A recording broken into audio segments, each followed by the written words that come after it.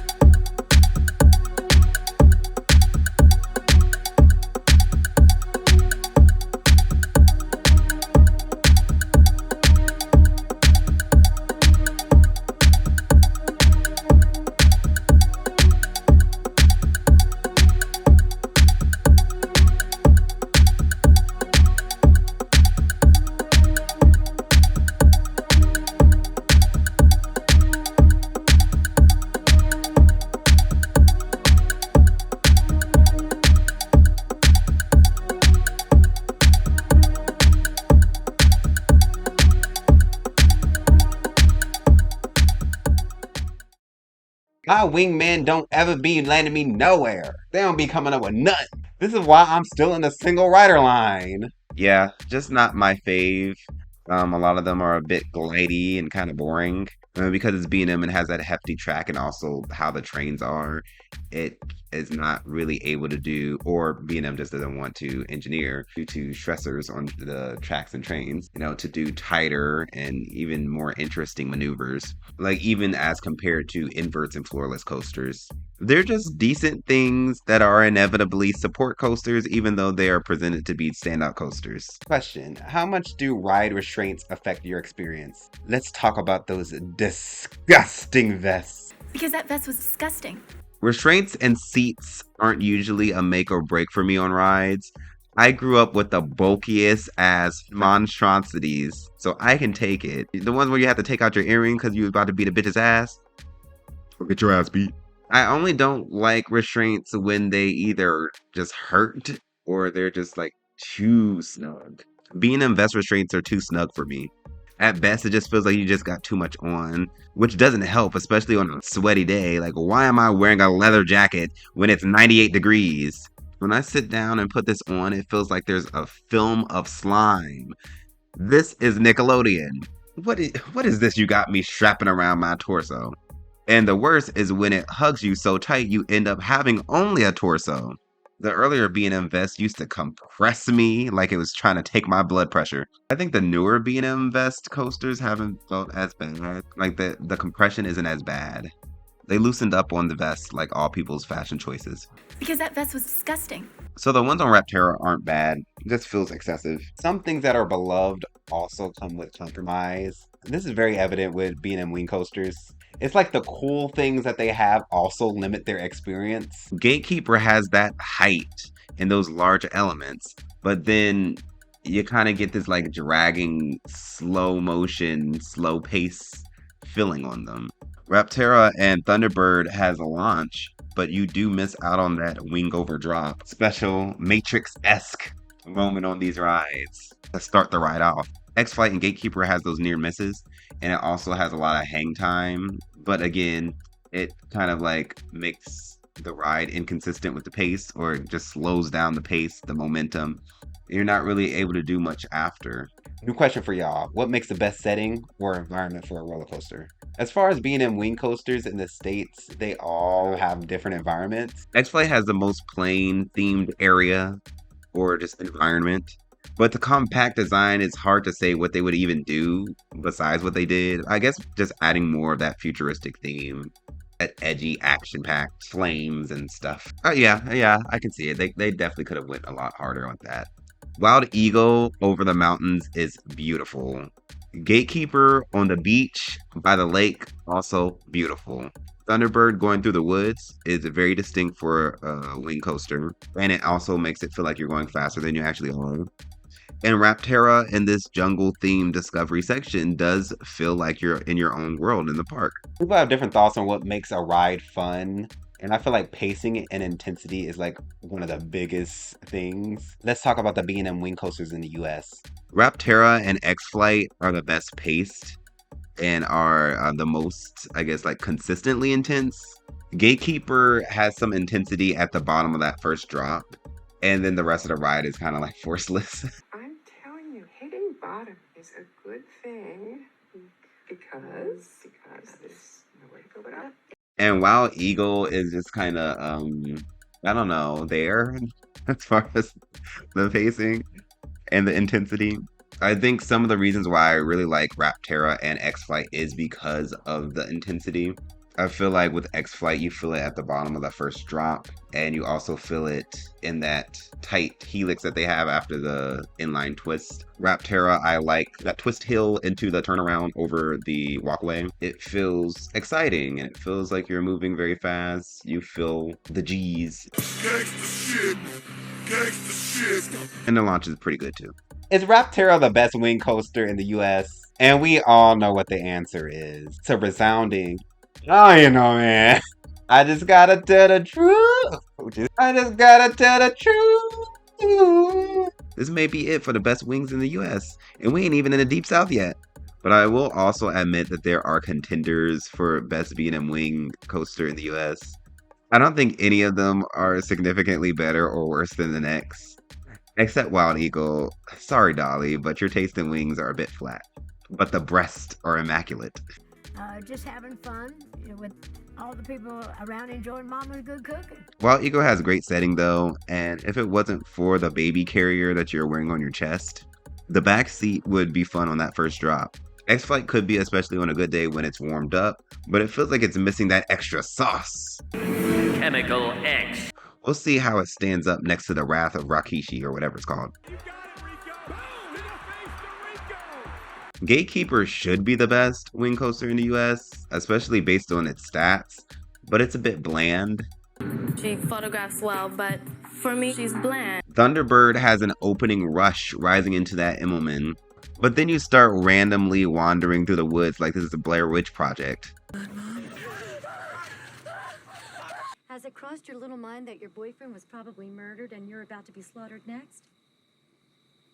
Really?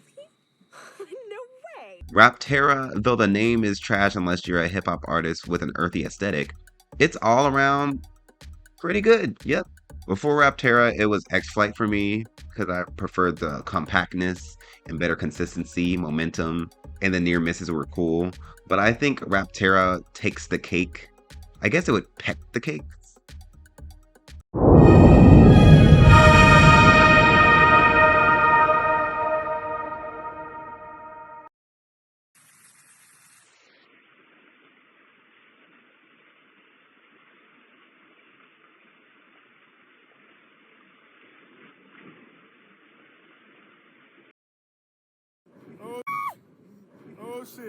Oh shit, my knee ankle ass.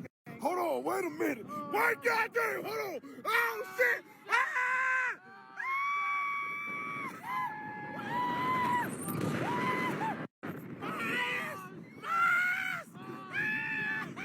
Quite a decent shake here, but if you see things moving behind me. Has it stopped, Prime Minister, or is it still going? Yep, no, it's just stopped. Okay, and you're feeling safe and well to continue the interview? No. Oh boy. This is the signature element of the dive coaster, Brett. You are looking straight down. Oh my God! You're hanging out here. Isn't this fun? No, it's Yeah, it's great. You're just falling straight down. That's it. And now your first ever Immelman. Your first Immelman. Your first one. Wow. You always... Oh, I can't even hear anything. Are they talking to us? No, we're waiting for your reaction. Oh my gosh, what my reaction? What is going through your mind right now? That was so fun. What was the best part?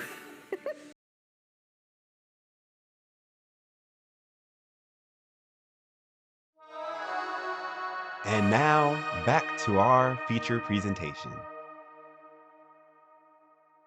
People are wanting to know if Rapterra is worth riding. Let me tell you, you should go ahead and get your ticket. Go ahead and renew your pass. People are asking, is it ass or should I renew my pass? Hire me for the marketing team. Hire me for the marketing team. How Rapterra feels. Rapterra's queue is essentially this ropes course of nonsense. with this green coaster surrounding it. Definitely Raptor's son. It has a big gravel pit that looks like an old volcano eruption crater, or they were just having some problems removing something of volcano's remnants, so they had to do a quick cover up. Gravel fixes everything. There's some big bird-like ancient temple statues, because they stay coming for Busch Gardens, which you are then divided into left and right because, you know, segregation. Then you enter the station, which is this scaffold tent at the Discovery site. You board the ride, slide your ass cheeks up in there. You lower your vest restraint, gross, and buckle up. And they say all clear. Then you move forward and take a right turn under some pillars as there's this rumbling sound effect. Or I was just hungry, I'm not really sure. And then you launch forward to 65 miles per hour. It felt like the first instance is just a little push, and then there's a stronger shove. So no, bitch, I do not give you my blessing. I give you what every mother gives a baby bird who has feasted off the scraps of her sisters and gotten too fat. A push out of the nest. Okay, bully, you pushed my ass down. You pushed me. Boys, we can settle this like reasonable and sexy teenagers. You made me spill my chocolate milk, but it ain't over with us, bitch. You rise into a large bank turn, kind of serving as a top hat of some sort. It's pretty cool. You feel lighter than you expect. It's somewhat floaty. Then you fall back down and then go into a dive loop, which is fun. Next is this twisting hill into a turnaround stall thing over the plaza. Probably the coolest, most energetic moment of the ride. It feels fast. People are looking up at you. You're looking down at them. Oh, the world is watching, and I have something important to say, and I want to change people's lives. Then there's a corkscrew into an airtime hill. But do I have to say it? Because that vest was disgusting. A heartline roll, which gives you a bit of that slow motion glidey feeling. You make a right turn into the brake run. Everybody's smiling. Everybody's thinking, that was fun. I mean, if I didn't just have to wait an hour and 10 minutes. But yeah, it was fun. This ride was bumpy. Like your lean drinking uncle with the gold teeth lowrider bumpy. Like the driving in the streets of Baltimore bumpy. Why am I hopping up and down? You are not Megan Thee Stallion. I did not give you my consent to make my ass pop up and down. Jiggle shimmy, I saw them go round and round and up and down. It's such an agreeable ride. No one's gonna get off of this ride disappointed unless they don't like inversions. But they also aren't gonna be having the deep wows. Don't know what the lighting package is on this yet, but it will probably make for a good night ride. Kings Dominion hasn't made a new coaster in 7 years, so we are wondering, is Rapterra worthy enough to be in the Dominion? Kings Dominion has been in some confusing times recently, and I love it. But I also love chaos. I like a little chaos control. Chaos control! Kings Dominion is probably my favorite Cedar Fair park. Yes, I'm still going to be calling them Cedar Fair parks for at least 3 years. I cannot call these Six Flags parks. It's probably my favorite Cedar Fair park as far as what they're doing with it. I mean, of course, I still prefer like Kings Island and Cedar Point, and, you know.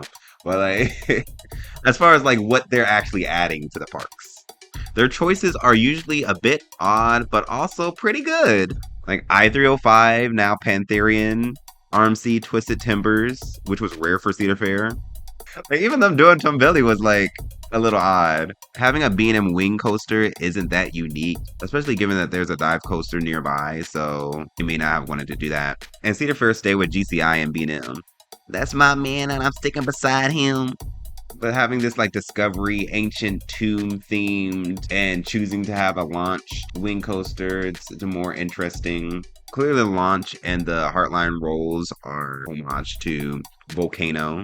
And I know y'all all are wondering, is Rapterra better than Volcano? So we're gonna compare the two. But just for like a simple short answer before we get into it, hell no! No! No.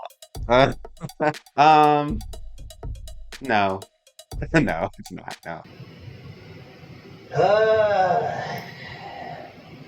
It's not. It's just not. It's just not. The launch is weaker. The inversions don't have the same, I don't know, uniqueness or thrill to them. Also, a part of it is because you don't have the same level of floatiness with the Heartline rolls, given the vests. The theming is where you can start saying, okay, like the theming is cool. Um, it's different, but it's hard to say if it's better or not because I wouldn't say that the Paramount's volcano theming was amazing, but the fact that they were using that pre-existing mountain for a volcano is pretty damn cool. Like, and you going in and out of these tunnels, like flipping upside down on top of this mountain, it's like it's hard. I don't know. Like it's gonna be debatable which theming. Like I feel like the Rapterra's theming is sleeker. I feel like there's a lot of thought to it. I think Volcano is just like using what they had, and then having some other theming, like having some adventure and like they had theming for Volcano. I just don't think it was like there's other rides that have better theming than Volcano. Let's just say that. But it was still really cool. The energy that it brings to the park, I think it brings a nice energy to the park. I think that it's something that everybody would want to ride. But I felt like Volcano was kind of like the ride that everybody felt like they needed to ride. If they're going to King's Dominion, they have to ride Volcano. I don't know if I feel the same way about Rapterra. Of course, given it's new, yes. Like, why would you not want to ride this? But like, in some years, will I feel like going to King's Dominion, it's just necessary. You just have to ride Rapterra. I don't know. I don't know if I feel like it has that weight yet. Uniqueness, it's not as original. Like there's been other launched wing coasters, been other wing coasters that had similar elements. I do like the top hattish, wave turnish, whatever. I don't know what you call it. That's really cool. And of course the theme makes it unique. But outside of that, I don't know if it's like the most unique thing in the world. Where a volcano is like, where else are you gonna get anything like this? Like and the overall fun, again, I like intensity, I like surprise, I like uniqueness, and I like, just an overall thrill, and I feel like Volcano was more thrilling than Rapterra. I think that Rapterra is still very fun. Like, as I said, it was very consistent with the pacing. There are some moments that has decent G's, but just compared to Volcano, it just ain't. It ain't there, but like, still a good ride. So, what are your thoughts on Rapterra at King's Dominion? Have you ridden it yet? Are you excited to ride it? Do you want to ride it? Is it enough for you to renew your season pass? Purchase you a ticket? Go up to the greater Richmond region? Or are you going to be like, I'll wait on it. I'll get to it eventually. Is Rapterra Dominion ready? I think so, but it can still warm up a little bit to dominate at its full potential. Hotter.